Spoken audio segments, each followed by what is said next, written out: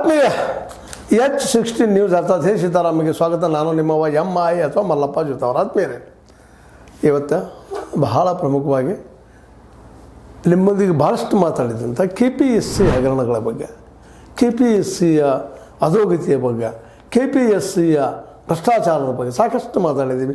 ಅನೇಕ ಪ್ರತಿಭಾವಂತ ಯುವಕರಿಗೆ, ಬಡ ವಿದ್ಯಾರ್ಥಿಗಳಿಗೆ, ಬಡ ಪ್ರತಿಭಾವಂತ ವಿದ್ಯಾರ್ಥಿಗಳಿಗೆ ಅನ್ಯಾಯ ಮಾಡಿದ ಕ್ಷೇತ್ರ ಏನಾದರೂ ಇದ್ದರೆ ಅದು KPSC ಅನ್ನೋದ್ರಲ್ಲಿ ಎರಡು ಮಾತಿಲ್ಲ. ಅಲ್ಲಿ ದುಡ್ಡು ಇಲ್ಲದೆ ಏನೂ ನಡೆದಿಲ್ಲ ಅನ್ನೋಂಥ ಮಾತು ಎಲ್ಲ ಈ ಒಂದು ಸ್ಪರ್ಧಾಳುಗಳಲ್ಲಿ ಅಥವಾ ಆ ಕಾಂಪಿಟೇಷನ್ ಭಾಗವಹಿಸಿದವರು ಎಲ್ಲರೂ ಅಭಿಪ್ರಾಯ ಒಂದೇ ರೀತಿಯಾಗಿದೆ.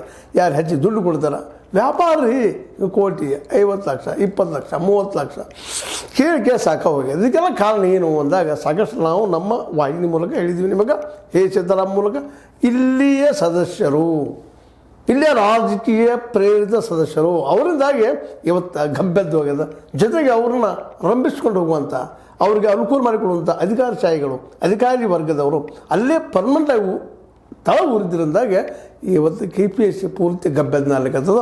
ಅದನ್ನು ಈ ಸಲ ನಮ್ಮ ಹೈಕೋರ್ಟ್ ಗುರುತಿಸಿ ಈ ಸದಸ್ಯರ ಬಗ್ಗೆ ಸತ್ಯ ಶೋಧನಾ ಕಮಿಟಿಯನ್ನು ಯಾಕೆ ಮಾಡ್ತಾ ಇಲ್ಲ, ಸತ್ಯ ಶೋಧನಾ ಕಮಿಟಿ ಮಾಡಿ ಸಮಿತಿಯನ್ನು ಮಾಡಿ ಅದರ ಮೂಲಕ ಈ ಸದಸ್ಯರನ್ನ ಆಯ್ಕೆ ಯಾಕೆ ಮಾಡ್ತಾ ಇಲ್ಲ, ಇಲ್ಲಾಂದರೆ ಈ ಸದಸ್ಯರು ಬೇಕಾಗಿಲ್ಲ ಅನ್ನೋಷ್ಟು ಮಟ್ಟಿಗೆ ಅದ.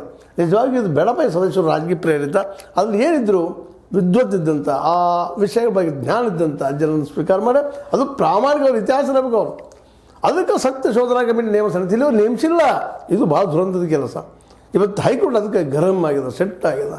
ಯಾಕ್ರಿ KPSC ಹೆಸರು ಕಳಿಸ್ತಾ ಇದ್ದೀರಿ ನೀವು, ಯಾಕ್ರಿ ಪ್ರತಿಭಾವಂತ ವಿದ್ಯಾರ್ಥಿಗಳಿಗೆ ಅನ್ಯಾಯ ಮಾಡ್ತಾ ಇದ್ದೀರಿ, ನಿಮ್ಗೆ ಏನು ಅನಿಸ್ತಾ ಇಲ್ವಾ, ನಿಮ್ಮ ಮಾನವೀಯತೆ ಇಲ್ವಾ ಅನ್ನೋಷ್ಟು ನಮ್ಮಲ್ಲಿ ಇವತ್ತು ಆ ಮನಸ್ಥಿತಿ ಆ ನಮ್ಮ ಹೈಕೋರ್ಟಿಗೆ ಬಂದದಂತ ಅನಿಸ್ತದೆ.